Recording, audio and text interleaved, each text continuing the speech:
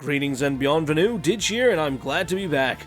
The 2-week break for Geats was something I was hoping to take advantage of when my exams finished, but sadly I got COVID, and my voice was still shot for days after. I had headaches, plus I had a lot of personal things going on. Sadly, I didn't get the time to work on this as much as I could. So, recently I decided to do a shit ton of double episode scripts, so shortly after this, I'll be uploading more videos. With that announcement out of the way, these episodes have been a real sight to behold, and the show is still showing itself to be pretty well received. Like, I've barely seen any criticism towards Geats as a show, and that is impressive, since we're already around episode 14 at the time of me recording this. The toys have also been shaping up to be more engaging as the series has progressed, with more of the things I wanted in the previous buckles, like electronics and more integration with the weapons. Regardless of that, I've deliberated enough. To continue where we went off about more than a month ago, we'll be diving into the pair of episodes that I missed. About pairs. Kamen Rider Geats Episode 5 and 6. So the episodes this time focus on Buffa, and give him a spotlight to help the audience understand his motives. The episodes also show how he interacts with Keiwa, and how people like Mary force him to challenge his view of the DGP. So, let's start out with Episode 5. Episode 5 starts with Keiwa, as usual, recounting the events of the DGP on his phone, and gets interrupted by his sis. We meet Michinaga at his workplace, and he has a flashback reminding him of his time with his friend Toru. He seems more open and willing to joke around, even cracking jokes at the expense of his fear of heights. We cut to the present, and it's clear that he's closed himself off from the rest of his co-workers, due to Toru being supposedly gone. He ends up meeting Ace due to having to help him build his house, and of course, clashes with his snobbish comments after he won the DGP's last round, making remarks about how glitzy worlds are something that he has a complete hatred for.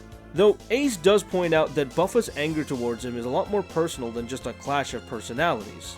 But before anything can happen with this scuffle, they get the call, and they find out a group of Jamoto are attacking dating spots in these weird magician-looking outfits. The staff at the DGP announce that the round is a game of placing players in pairs and having them play a game of pairs themselves. The teams are split into Nago and Geats, Buffa and Tycoon, and since Mary was the only one left, he was joined by an anonymous, seemingly mute staff member, Punkjack, who of course just uses the same bear helmet that Shiroe and Dapan used.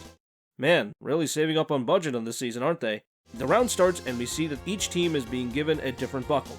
We see that Mary actually got a weapon this time with the armed chain array buckle, giving his shield to Punkjack, with not much reaction. Nago even gets armed claw, and Keiwa, once again, gets boost. Even Buffa knows how stupid it is that Keiwa got it thrice in a row, and still hasn't even used it once. Like damn, this is one of the few moments of actual comedy he gets. The round seems easy since the monsters go down quickly, but they reconstitute immediately after being felled, which means at the end of the first wave, the players are all at 0 points. The players have a break before the next wave, and Keiwa, after learning how ID cores have respective buckles that make them more powerful, ends up giving boost to Geats and Nago, after they con him when he trades the Magnum buckle with Zombie, just for Michinaga's sake. Michinaga storms off after seeing how Keiwa is so oblivious to his own naivety, and it flashes to him remembering someone dying and Geats fighting off a bunch of Jamoto. The second round starts and the game is still a struggle for most of the members, but Geats and Nago, after training, use paintballs to mark the pair of Jamoto with the same suit and pair and eliminate them at the same time. This works well, and they end up in the lead with everyone else still at 0. Michinaga makes his stance clear to Geats that his wish is to crush all people like him, and the episode ends with a major twist. The pairs are getting switched after Mary swipes a reroll card that was suggested by the butler earlier in the episode, and uses this to give Punkjack to Keiwa and sabotage his chances, because Punkjack has shown himself to be too aggressive to work in a team. Episode 6 starts with Keiwa realizing that his chances are slim now that Michinaga isn't working with him. The rest of the players learn that Mary is a criminal who stole millions from an illegal casino and was on the run, which is why he had bragged about being able to draw what card he wanted for the reroll. Geats and Nago still stay together, but Mary and Buffa pair up. Keiwa tries to train with Punkjack, but he cannot get him to cooperate, and out of pity, gets the boost buckle back from Geats. After Keiwa has an honest heart-to-heart with Buffa about his convictions, Buffa storms out again, and Mary steals the boost buckle after he saw it being given to Keiwa. Geats finally confronts Buffa about his hatred towards him being more personal than the others, and we see that Buffa's friend was killed by 2 Jamoto after being left helpless when facing off against 2 mysterious riders, who we don't see the proper helmets of. It looks kinda like a dog and an elephant, maybe there's more to it. Geats saw Michinaga during his fight and told him to forget whatever he saw. but all that did was fuel Buffa's hatred of the Kamen Riders and the DGP. Here we see a side of Buffa driven by ideals, which are put to the test when Mary is caught stealing the buckle. Buffa suggests Keiwa and Mary have a match to get it, but Keiwa still loses. The next round occurs and Keiwa is seemingly done for. However, Buffa ends up using Boost and Zombie and defeats a Jamoto of the same pair as Tycoon, much to Mary's surprise. We find out that at the last second, Buffa also did a reroll, and the pairs return to what they were in the first round.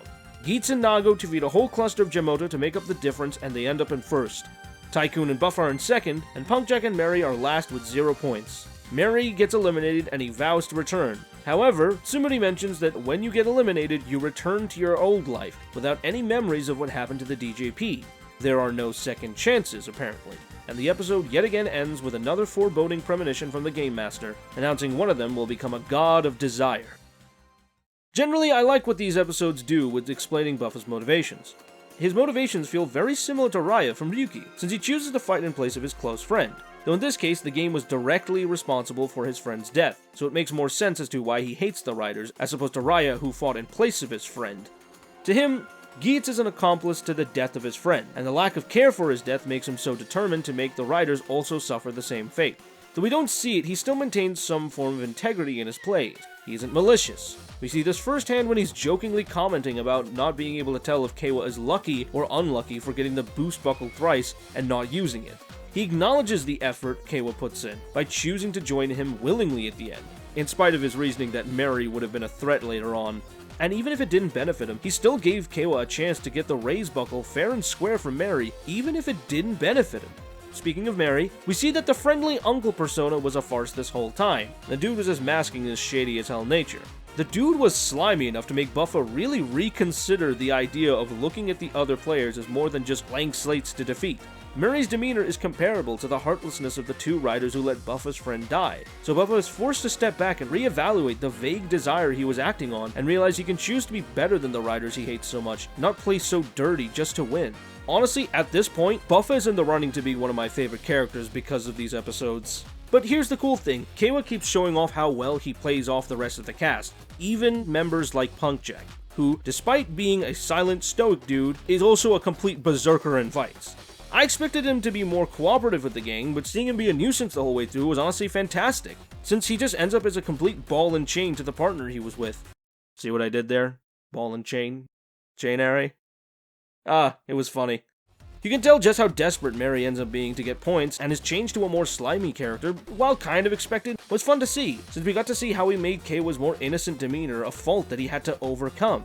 Keiwa is, as stated in previous vids, a character who would usually fit the role of a leading rider in Toku, so to see him so close to losing is a good way of showing how being too naive to pursue your ideals can cost you, but still shows the positives of his attitude as it causes Buffa to re-examine his tactics and gain a new ally. These two episodes finally give us that look into Buffa's character we need, and pit him against characters that contrast perfectly with his harsh and straightforward nature. This leads perfectly into the next episodes, which will focus on Keiwa, which is perfect since he's been mainly used to move the character progression of Nago and Buffa, and now he's finally going to have some screen time to himself.